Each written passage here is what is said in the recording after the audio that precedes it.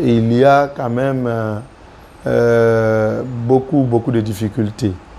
Des difficultés que nous avons portées auprès de l'ex-ministre de la solidarité, de la cohésion sociale, de la lutte contre la pauvreté. Et il y avait des difficultés, notamment des difficultés liées à la production par les victimes des actes de décès. Quand vous demandez à une victime ou à un ayant droit de victime décédée de produire des actes de décès pour justifier la disparition d'un parent, convenez avec moi que la crise a été tellement dure et elle a pris un certain nombre de temps pour certains. Et le délai légal pour la production de ces actes-là par la mairie était déjà, ou bien la sous-préfecture, le délai était déjà dépassé. Et donc, il faut aller en justice. Alors, dans l'arrière-pays, c'est-à-dire à l'intérieur du pays, ou des juridictions qui sont éloignées de certaines localités,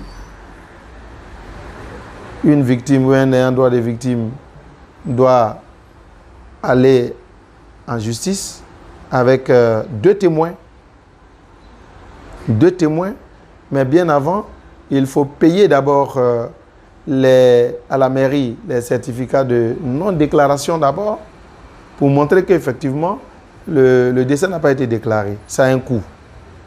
Quand vous avez ça, vous partez avec les deux témoins, mais vous payez encore à la justice.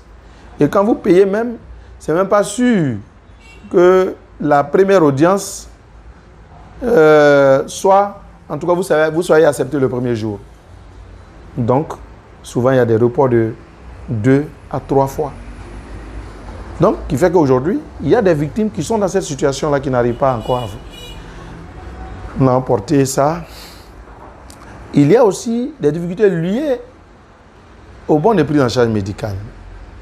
Des victimes reçoivent des bons.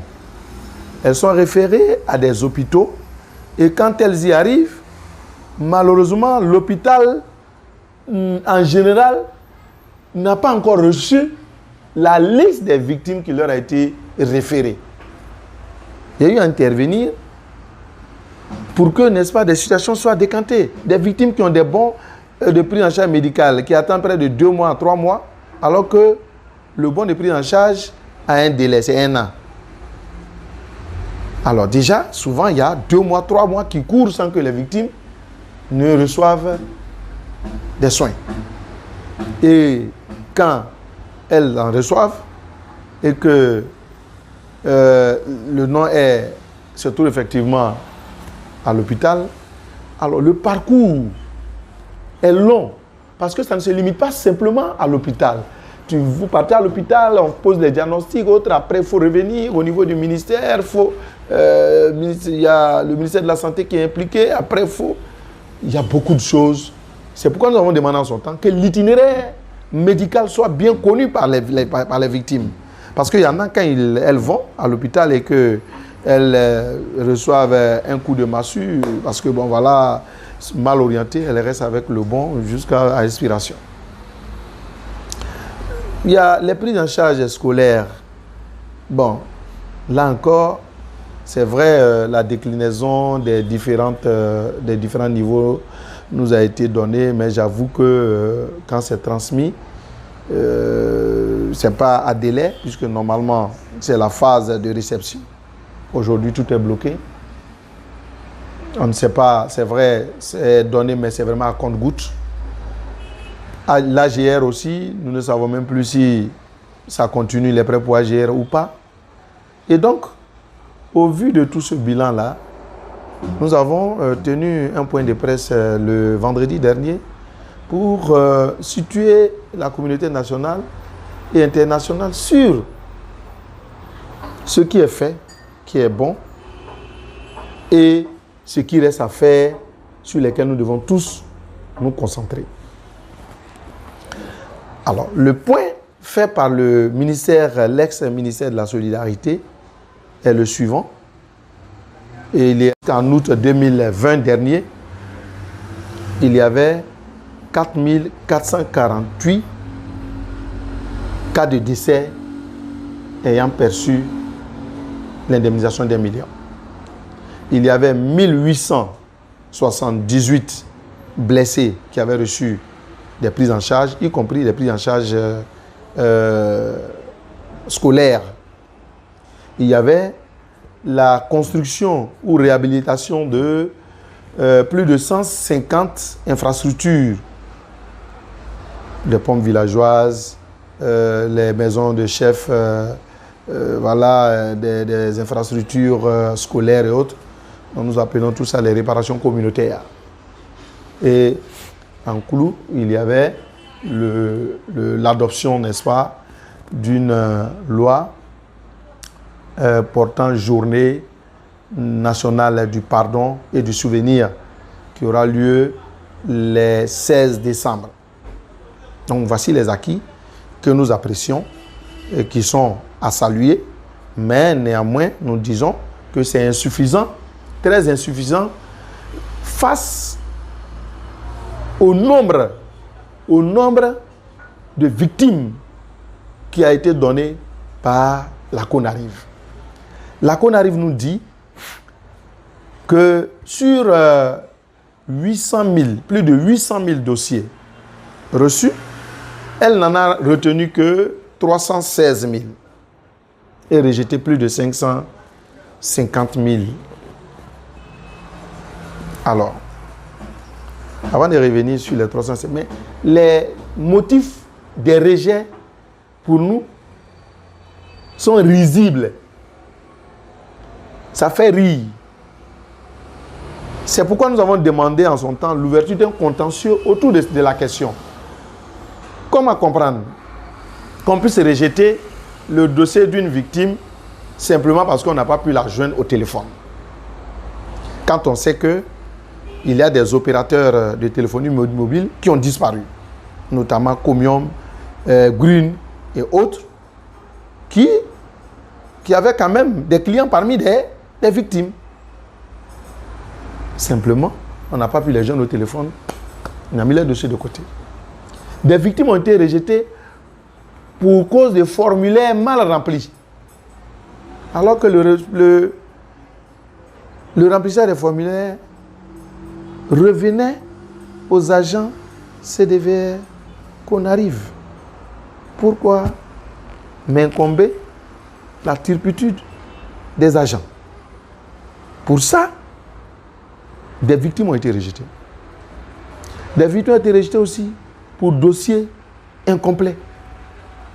Mais quand le dossier il est incomplet, ça veut dire que si je complète, je suis victime. Et enfin, des victimes ont été rejetées pour fraude. Ça veut dire quoi? Une notion mal définie. Qu'est-ce qu'on appelle fraude? Alors, qu'est-ce qu'on appelle fraude? Pour nous, voilà, donc nous avons demandé et nous continuons de réclamer l'ouverture d'un contentieux autour de cette question-là. Maintenant, les 316 000, pour revenir au dossier des réparations. Figurez-vous que sur les 316 000 victimes, seulement 15% sont l'objet d'attention, de réparation aujourd'hui. 15% qui représentent des victimes de préjudice corporel. Décès, viols, blessés et autres. Des victimes corporelles, 15%. Donc aujourd'hui, la Côte d'Ivoire est en train de réparer 15% des victimes. On n'a même pas encore fini.